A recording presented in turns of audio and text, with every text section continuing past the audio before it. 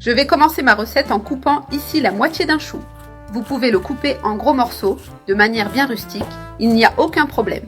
C'est parce que ensuite on va tout mettre dans le mixeur. Ce sera donc beaucoup plus facile à traiter. Aujourd'hui, je vais préparer une recette très savoureuse et aussi assez pratique. Une excellente option pour ceux qui cherchent quelque chose de nutritif et rafraîchissant. C'est parfait à tout moment de la journée. J'ai déjà coupé le chou et je vais le mettre de côté ici. On va continuer la préparation avec les autres ingrédients. J'ai ici 2 carottes déjà épluchées. Retirez toute cette fine peau avec un économe. Maintenant, je vais les couper en deux pour faciliter le mixage. Cela aide à accélérer le processus. Je vais aussi utiliser 3 pommes dans cette recette. Elles apporteront une touche sucrée très spéciale. Les pommes doivent être coupées en gros morceaux. J'ai déjà coupé toutes les pommes. Maintenant, je vais prendre un citron qui donnera une touche citronnée très agréable. Tu vas couper le citron comme ceci et retirer toute la peau.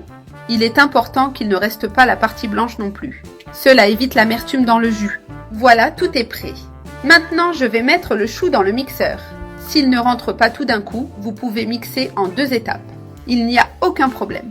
L'important est de bien mixer. Ensuite, on va ajouter la carotte. Elle est aussi riche en nutriments et donne de la couleur au jus. Mettez tous les ingrédients dans le mixeur. C'est plus pratique de tout mixer ensemble.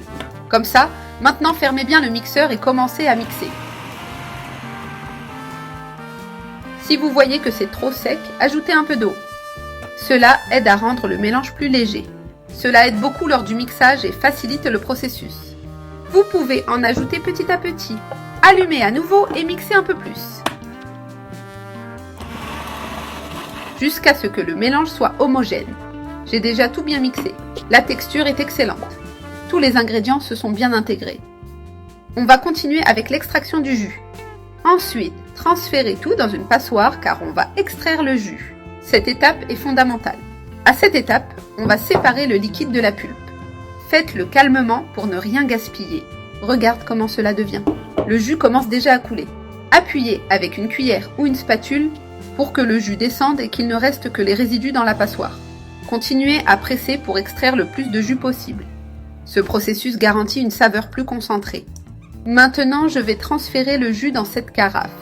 Comme ça, il est déjà prêt à servir. Regarde ce jus incroyable avec une couleur merveilleuse et super nutritif. Je vais déjà goûter à cette délicieuse boisson ici.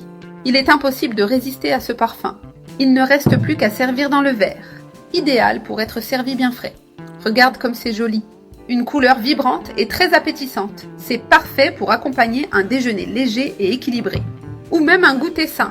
Servez ce délicieux jus et profitez de sa saveur.